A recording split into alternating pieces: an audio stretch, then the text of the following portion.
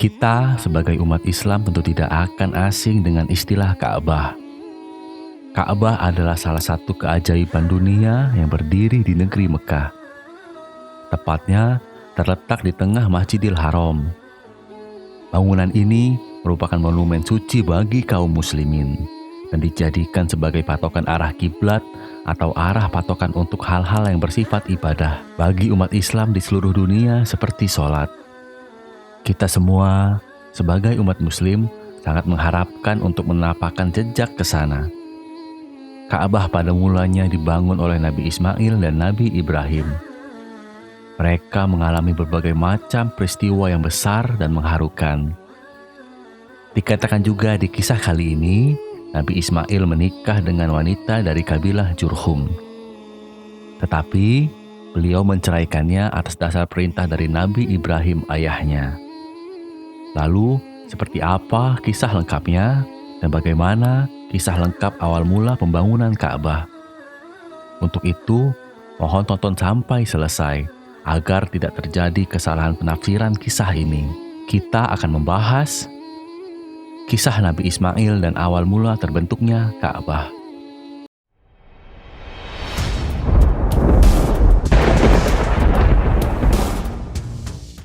Sebelum membahas kisah lengkapnya, kami mengucapkan terima kasih kepada teman-teman karena sudah menonton, like, follow, dan subscribe channel ini. Dukungan dari teman-teman sangat berarti bagi kami untuk menambah semangat membuat konten yang lebih bermanfaat. Jika video ini bermanfaat, jangan lupa bagikan ke sahabat-sahabat kita yang lain. Di kisah sebelumnya, sudah banyak kita bahas tentang Nabi Ismail. Ketika itu, Nabi Ismail mau disembelih oleh ayahnya, yaitu Nabi Ibrahim alaihi sholatu wassalam. Kemudian, Nabi Ismail disembelih oleh Nabi Ibrahim. Ternyata, yang disembelih Nabi Ibrahim adalah seekor kambing, bukan Nabi Ismail. Nabi Ismail masih hidup dan saat itu juga berada di sebelahnya. Malaikat Jibril membawa kambing besar yang ada tanduknya dan meletakkannya sebagai pengganti Ismail yang akan disembelih.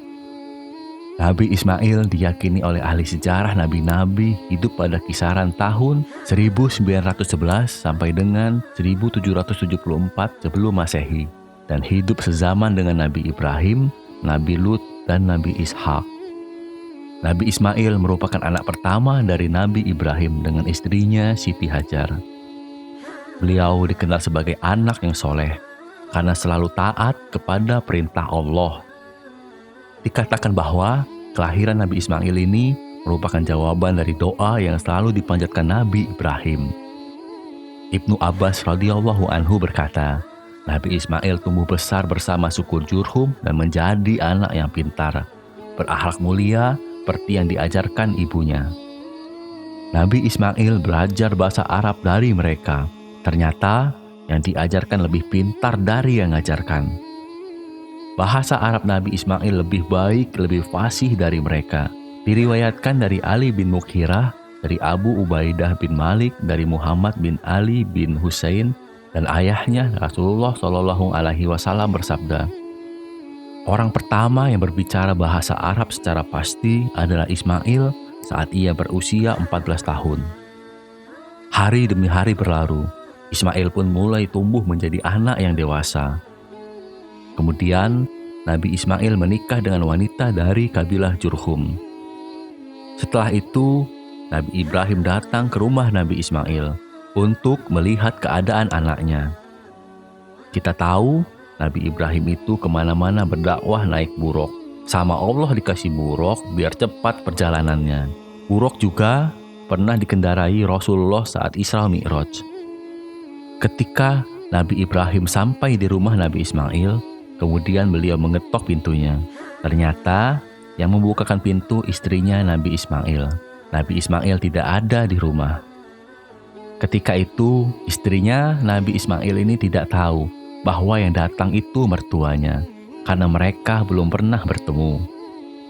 Nabi Ibrahim bertanya kepada istrinya Nabi Ismail, apakah ada Ismail di rumah? Dijawab sama istrinya Nabi Ismail, tidak ada, dia sedang berburu. Lalu Nabi Ibrahim bertanya lagi, bagaimana kehidupan kalian? Istrinya Nabi Ismail menjawab, "Kehidupan yang kami jalani dalam keadaan susah, sulit, dan tidak pernah senang." Nabi Ibrahim kembali berkata, "Oh, baiklah kalau begitu. Kalau suamimu datang, kirim salam kepadanya. Katakan kepada suamimu, ganti gembok rumahnya." Setelah itu, Nabi Ibrahim pergi, meninggalkan rumah Nabi Ismail. Kemudian, Nabi Ismail sampai ke rumah setelah berburu. Beliau bertanya kepada istrinya, "Wahai istriku, apakah ada yang datang ke rumah?" Dijawab istrinya, "Iya, ada yang datang ke rumah. Yang datang adalah bapak-bapak tua." Nabi Ismail tahu bahwa yang datang itu adalah ayahnya, yaitu Nabi Ibrahim alaihi sholatu wassalam. Nabi Ibrahim kembali bertanya, "Apakah dia bertanya tentang kehidupan kita?" Dijawab istrinya, "Ya, saya beritahu bagaimana kehidupan kita, susah dan lain sebagainya." Lalu Nabi Ibrahim bertanya lagi, "Apakah beliau memberi wasiat atau sesuatu kepadamu?" Dijawab oleh istrinya, "Iya, ada wasiat kepadamu." Ia berkata, "Titip salam kepadamu, kemudian suruh ganti gemboknya." Kemudian Nabi Ibrahim berkata, "Itu adalah ayahku. Beliau memerintahkan kepadaku untuk menceraikanmu." Lalu Nabi Ismail menceraikan istrinya dan mengembalikannya kepada keluarganya. Selanjutnya diceritakan Nabi Ismail menikah lagi. Nabi Ibrahim datang ke rumahnya. Saat itu Nabi Ismail tidak ada di rumah. Kemudian beliau mengetok pintu. Ternyata yang membukakan pintu istrinya Nabi Ismail. Lagi dan lagi, Nabi Ibrahim tidak ketemu sama Nabi Ismail. Izin lagi sama istrinya, beliau masuk ke rumahnya, kemudian bertanya tentang kehidupan Ismail dengan istrinya. Nabi Ibrahim bertanya, "Apakah Ismail ada di rumah?" Dijawab sama istrinya Nabi Ismail, "Ia sedang berburu." Lalu Nabi Ibrahim bertanya lagi, "Bagaimana kehidupan kalian?" Istrinya Nabi Ismail menjawab, "Alhamdulillah, kehidupan kami dalam keadaan nikmat dan dalam keadaan baik dan dikasih jalan mudah oleh Allah."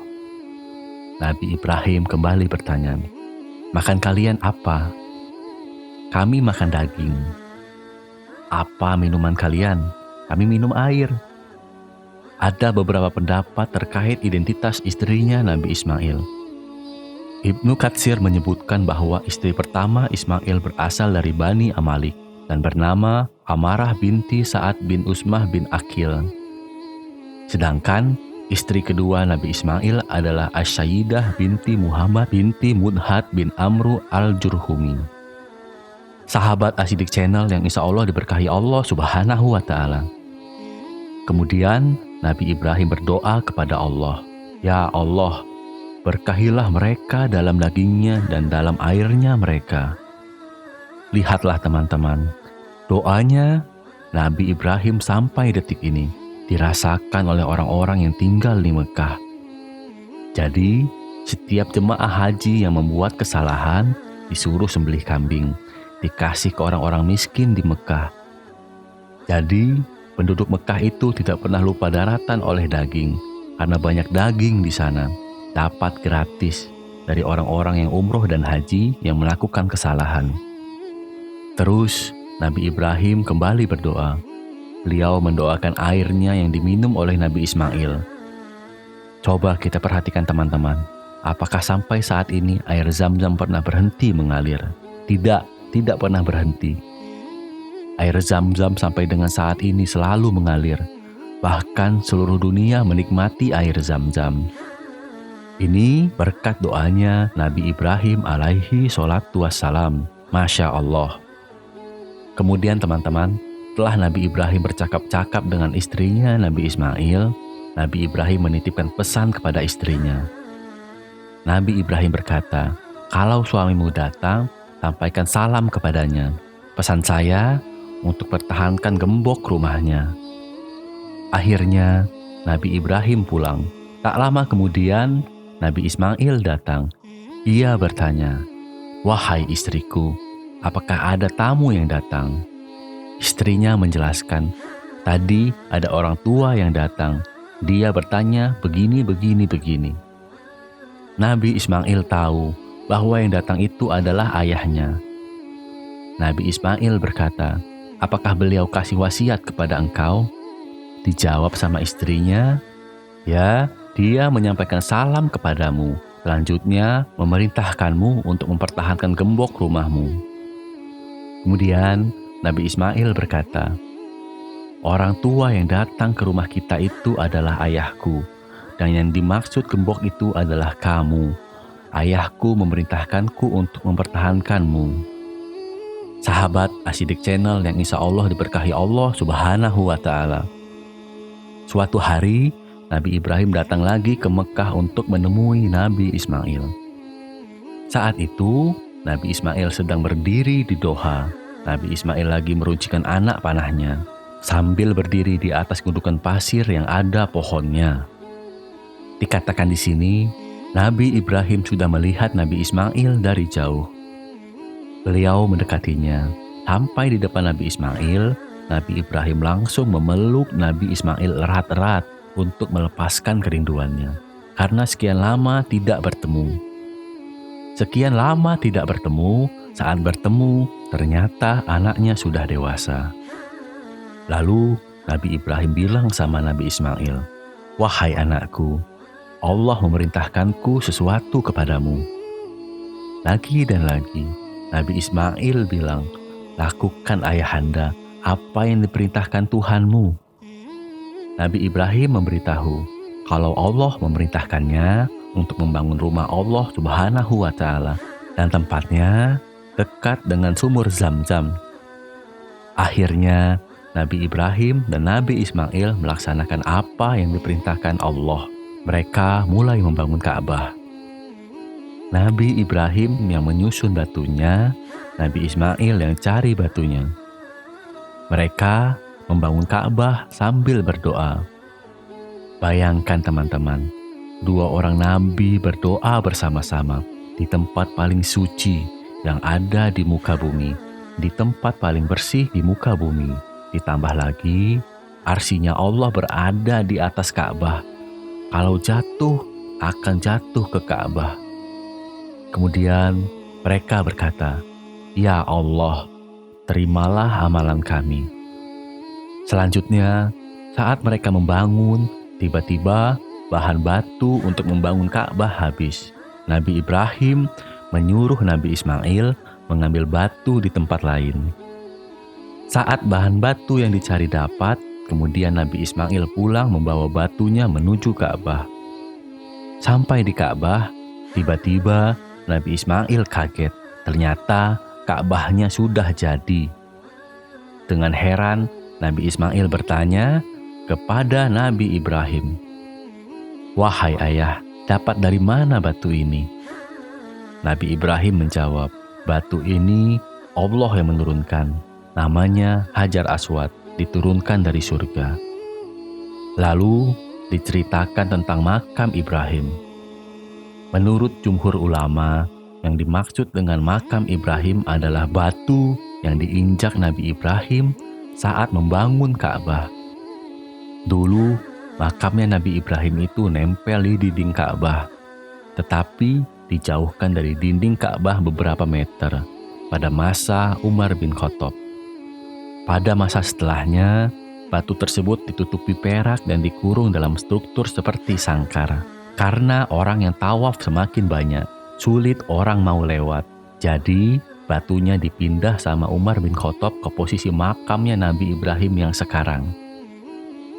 Maka, berakhirlah kisah Nabi Ismail. Mohon maaf apabila ada kekurangan. Kesalahan datangnya dari saya. Kebenaran hanya milik Allah Subhanahu wa Ta'ala. Subhanakallahumma wa bihamdika, asyhadu an la ilaha illa anta, astaghfiruka wa atubu ilaik. Demikian yang bisa saya sampaikan. Wabillahi taufik wal hidayah. Wassalamualaikum warahmatullahi wabarakatuh.